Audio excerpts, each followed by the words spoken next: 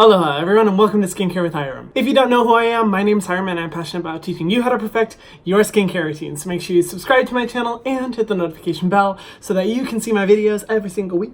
If I seem tired, it's because I just finished like a 16-hour workday and this is my second time filming this video because I filmed the entire video, went through the entire process of editing it, watched it a final time, and then decided, you know what? I'm not gonna do that. Let me just redo the whole thing the night before I post the video. Ta-da! So here I am. Today's video is going to be a little bit controversial because I am talking about DIY face masks and why they are so problematic and why I kind of think they're just flat out dumb. I'm gonna break down to you guys why I'm personally not a fan of the whole make it yourself face mask and why it can pose like a lot of risk to your skin, and it's just a flat out waste. And I'm also going to be talking about an alternative to these face masks that I highly recommend, so stay to the end of the video to see that. But yeah, let's get into it.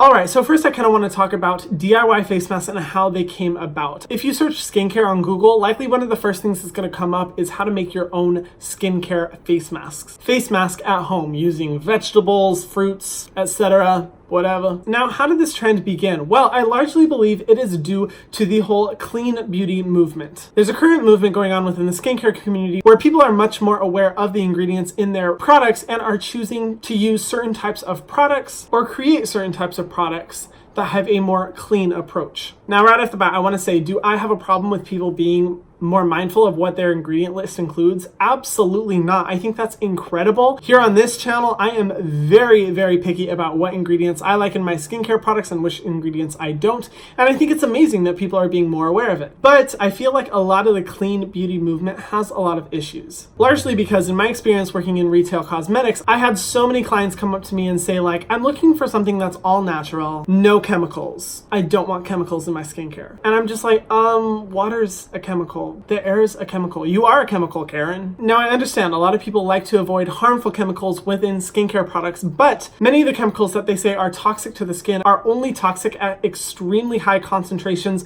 nowhere near the level as to which these products are formulated with. Now, it does depend on chemical to chemical. I will be the first to say that I am picky about which ingredients are in my skincare, but much of the clean beauty movement revolves around this belief that natural skincare is better. And because of that, people turn to more natural options to get their skincare. I'm going to be doing a lot of these quotation marks in my video because there's just a lot of misinformation around natural skincare and clean skincare. Now, I can understand why people go to the grocery store to make their own DIY face masks at home. I mean, buying your own banana, tomato, and kale to make in a face mask is pretty natural. It doesn't get more ratchet than that. But there are two major reasons why I personally think that making your own face mask or skincare at home is just really not a good idea. The first being the concentration of beneficial ingredients. Now, I get it. We use certain plants like aloe vera because of the beneficial aspects that it provides to our skin. We don't know what environmental factors contributed to the growth of that plant and could cause irritation in our skin. We don't know the exact genetic makeup of that aloe vera plant, what the concentration of the beneficial ingredient is, and if it has any other genetic structures that would pose to be a risk to our skin. We don't know all of that. But you know who knows all of that? Skincare labs that create beneficial skincare products for our skin. A lot of skincare labs exist to be able to find the specific extracts of a beneficial ingredient, multiply the concentration by like 1,000 so that we are getting the most pure concentrated form of the beneficial ingredient delivered directly to our skin. Now, with this in mind, tell me why you think going and buying an aloe vera leaf and smothering it all over your face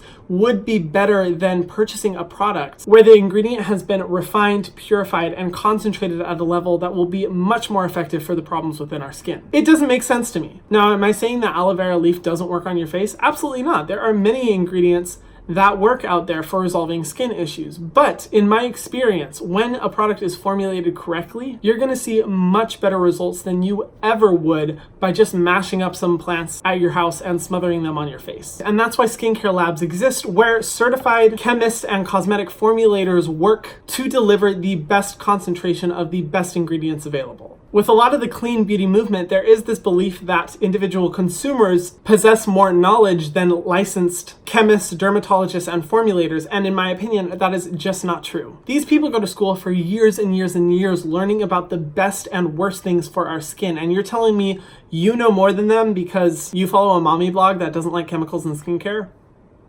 I'm just being honest. The second reason why I am not a fan of DIY face masks is because of how long they last. When it comes to face mask products, they are formulated with very specific preservatives in order to make sure that the concentrations of the beneficial ingredients last as long as possible, and so that your product doesn't grow mold, lose its ability to help your skin, or cause any type of health concerns for your skin. Preservatives are largely demonized within the clean beauty movement, but preservatives at really low concentrations can be some of the best things for our product because they make sure that we are getting the best of the best ingredients delivered to our skin. Now, when you go out and create a face mask at home, the efficacy of the beneficial extracts begin to lose their potency the longer and longer it's exposed to air and light. And most of the time, you're not going to be able to use the mask any more than the one time that you create it, because the effectiveness of the ingredients just completely die usually within a day. Now, a reason this is problematic as well is because I think a lot of people are a fan of the DIY face mask because they believe in some way that they are saving money by creating a face mask. And I have to say,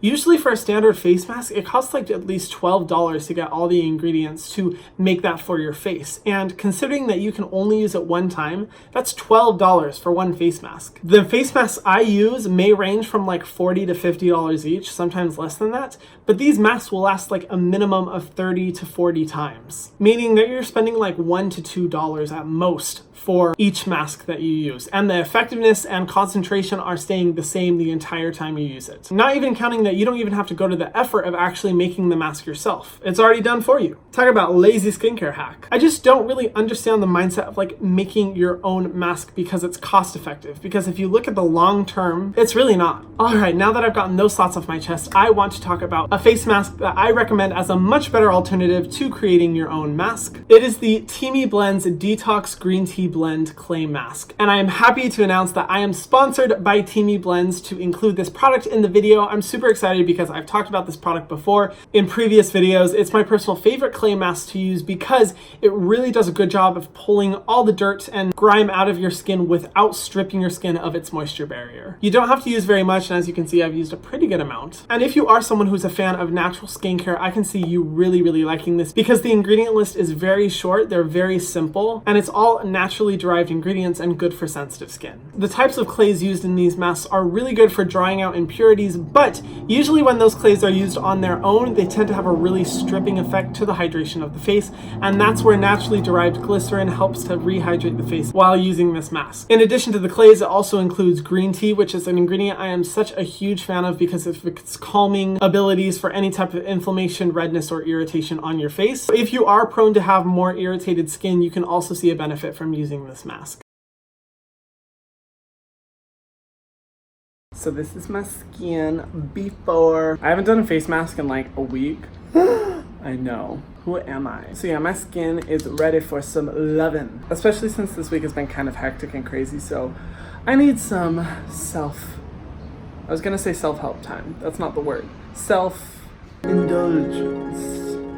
All right, so I have the face mask on. It's comfortable, it's cooling, which is exactly what I want. Anyway, I'll leave this on for 15 minutes and then just wash off with water, no towel necessary. And yeah, we'll see how my skin looks. Okay, now you can see that the mask is kind of dry, which you can tell because like I look like I'm permanently sad. But you want to see something cool? Okay, I'll show it to you anyway. Oh my gosh, some ASMR for you guys. If you don't know, that's ASMR for all you uneducated swine. All right, now I'm gonna wash it off and see what it looks like. And here's my skin after.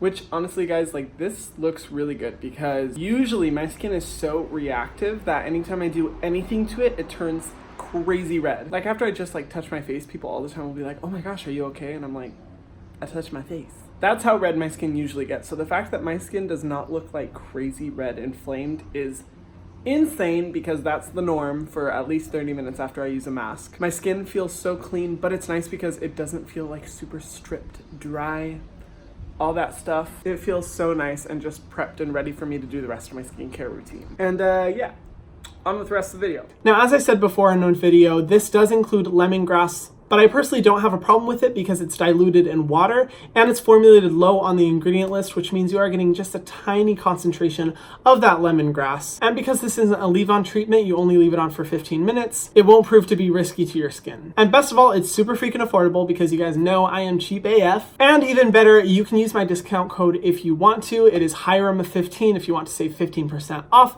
of your purchase of this mask. I make a small commission from that code, so if you want to support me, feel free to do whatever you want, boo. Totally up to you. But yeah, I also just want to say thank you so much to Teamy Blends for sponsoring this video. It's great when a sponsorship aligns to a product that I already like, and this is a perfect example of that. And of course, thank you guys for supporting me enough for me to be able to get a sponsorship, because wow, this is kind of crazy. I'm still not used to it. In addition, I've also linked other masks in my description box below for you to check out if you are interested in my recommendations for other face masks besides the DIY face mask challenge. Whew, that's kind of all of my thoughts. What do you guys think? Let me know in the comment section down below. I really want to hear your thoughts. Do you like DIY face masks? Do you disagree with me? Feel free to share your thoughts. And if you haven't already, be sure to subscribe to my channel and hit the notification bell so that you can see my videos every single week. Thank you guys so much for watching, and I will see you in the next video. Mwah.